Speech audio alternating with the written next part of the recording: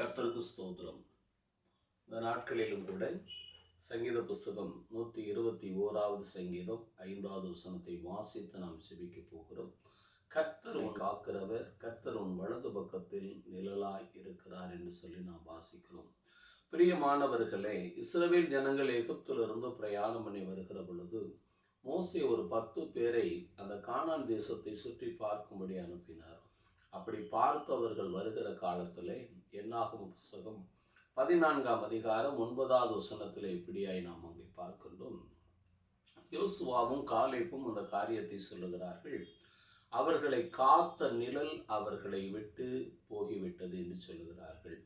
இந்த உலகத்தில் இருக்கக்கூடிய பாதுகாப்பெல்லாம் ஒரு காலத்திலே நம்மை விட்டு விலகி செல்லும்.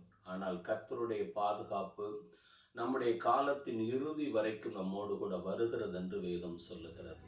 ஆம் பிரியமானவர்களே, அவர் முற்றும் முடிய ரட்சிக்கிறவராய் இருப்பது மாத்திரம் அல்ல, அவர் சிலுவையிலே கடைசி நேரத்தில் கூட அவர் சொன்ன ஒரு வார்த்தை என்ன தெரியுமா? இவர்கள் செய்கிறது இன்னதென்று அறியாதிருக்கிறார்கள், இவர்களை மன்னியும் என்று சொல்லி தேவன் ஜெபிக்கிறதை நாம் பார்க்கிறோம். அதைத்தான் இங்கே பார்க்கிறோம். அவர் வலது பக்கத்திலே நிழலாய் இருக்கிறார். கர்த்தர் நம்மளை ரட்சிக்கிறவராக காக்கிறவராக இருக்கின்றார். நாம் ஜெபிப்போம். எங்கள் அன்புக்கு அதிகமாய் நேசித்து வழி நடத்துகிற எங்கள் அன்பின் நல்ல பிதாவே, இந்த 15ஆம் தேதி 11ஆம் மாதத்திற்காக நன்றி செலுத்துகிறோம். இந்த நாட்களிலே வாசித்த கேட்ட வார்த்தையின்படி இந்த ஜெபத்தை கேட்க போகிற ஒவ்வொரு பிள்ளைகளையும் ஒவ்வொரு குடும்பத்தாரையும் ஆண்டவரே நீர் வலது பக்கத்தில் நிழலாய் இருந்து கடைசி வரை நீர் பாதுகாக்கிறதற்காக ரட்சிக்கிறதற்காக மக்கள் நன்றி செலுத்துகிறோம். படிக்கிற பிள்ளைகளுக்கு ஆண்டவரை ஞானத்தையும் கிருபையும் கொடுங்க. உழைக்கிற பிள்ளைகளுக்கு பலத்தையும் ஞானத்தையும் கொடுங்க.